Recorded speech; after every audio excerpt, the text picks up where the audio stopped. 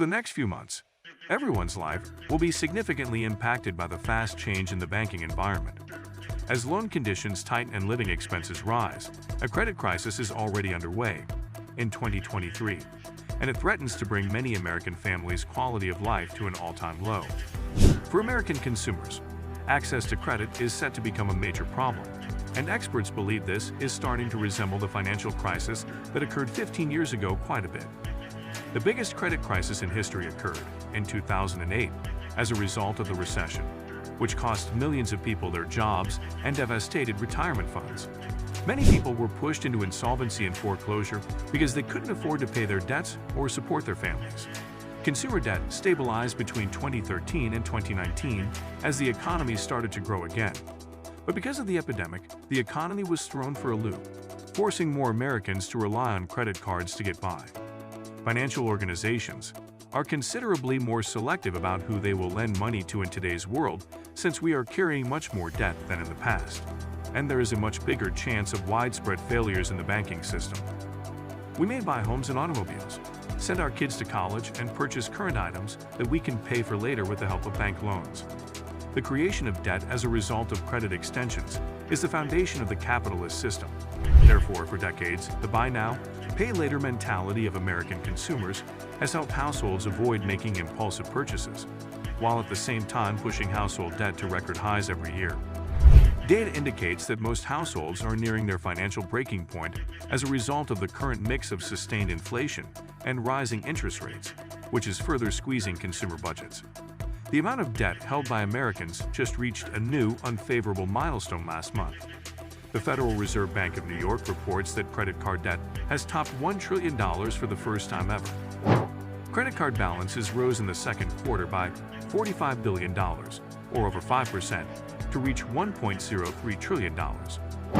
That is more than 3 times the typical amount of new debt that households have accumulated during the time since the Great Recession. According to the Fed's most recent quarterly report on household debt and credit, in addition to credit cards, auto loans, and mortgages, the overall household debt level reached $17.06 trillion, a nearly 15% increase from pre-pandemic levels.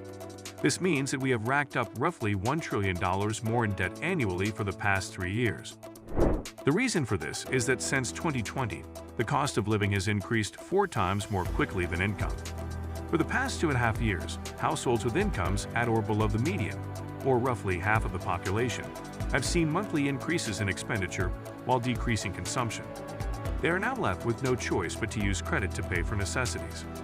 According to the personal finance website WalletUp, overall credit card debt increased by 8% between July 2022 and July 2023, growing for 5 straight quarters and at some of the highest rates in the past 20 years. The chief credit analyst for LendingTree, Matt Schultz, laments that things will only get worse from here. Inflation, high interest rates, and the overall cost of living in 2023 are what are causing it. The company calculates that the average family owes $10,174 in credit card debt.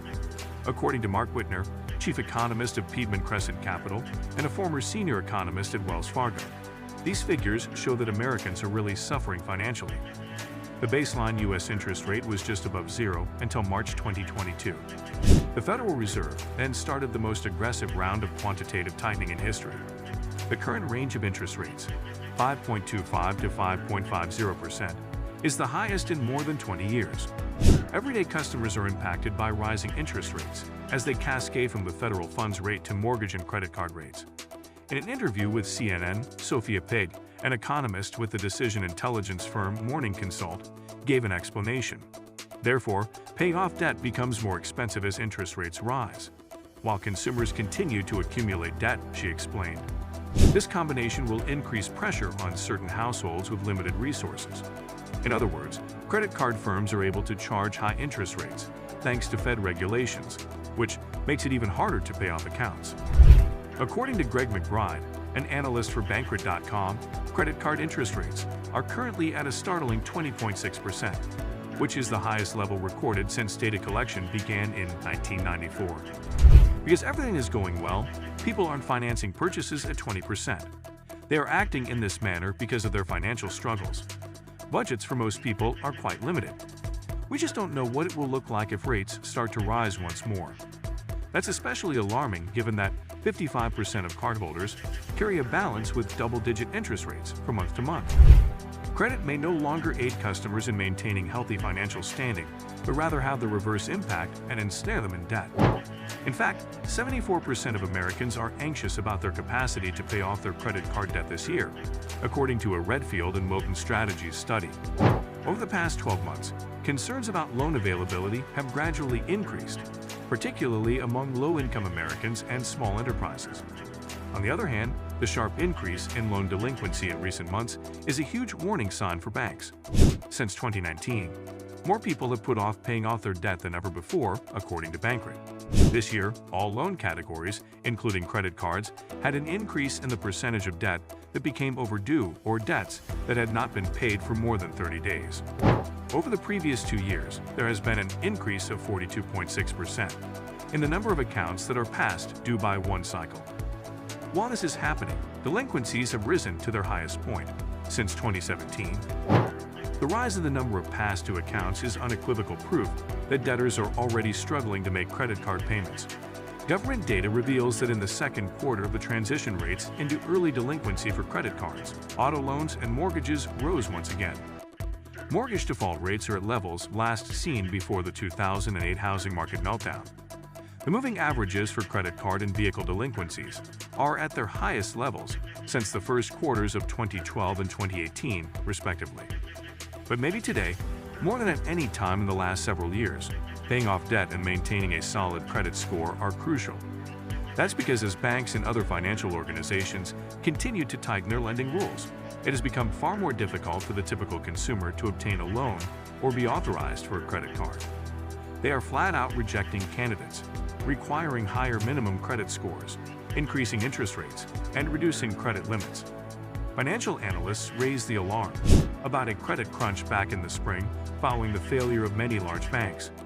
This word is used to describe the state of the economy when individuals and companies are unable to obtain the loans they require.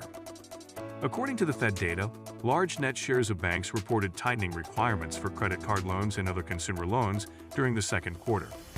Data from the U.S. Federal Reserve illustrates the pattern in a different way.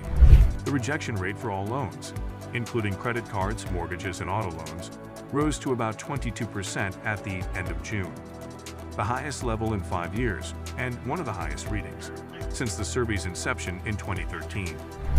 Randall Watson, a financial advisor at Raymond James, emphasizes that the sector has less money to distribute as a result of inflation, exploding interest rate rises, and bad banking system management. When you have less money, you focus on the highest quality people you can find with the limited resources you have, he said. For instance, banks are now requesting more financial information from you than they previously would have, particularly when it comes to your salary. Given that their income is derived from self-employment, this makes it particularly difficult for gig workers and small company owners to get loans. Fico, a company that calculates credit scores, defines a good credit score as being between 670 and 739. An excellent credit score is between 740 and 799, and an outstanding score is over 800. Simply put, lenders are far less willing to work with borrowers with scores below 670, which represents around 35% of the population. Major credit card issuers, including Visa and MasterCard, said fee increases were coming in October earlier this month. The cost of credit has never been higher since the beginning of the century. Therefore, if you can manage to pay off your debt and refrain from using credit cards during the present economic crisis, it will prevent you from subsequently getting sucked into a debt cycle. If you're one of the many borrowers who are struggling financially due to the current credit crisis, get expert assistance to learn how you may recover your financial stability. In this turbulent financial landscape, your knowledge and preparedness are your best allies. Take action today to secure your financial future. Stay informed and make wise financial decisions, and subscribe to our channel for more updates. I wanna be the greatest. Everybody on the fake shit. I look around and feel like everybody is the fakest. I make this every day and I'm impatient, hoping one day I blow up from the basement. Statement, the top is so vacant. I don't hear shit that I think is amazing. Waiting for my day when I'm playing sold out shows for 1,000 faces. Hey, give me that crown, get in my way and to be put down. It ain't your place, all this my town. If I want that shit, then I'll get it right now. I'm losing losing it, the noose it fits, some loose shit, a stupid myth, you choose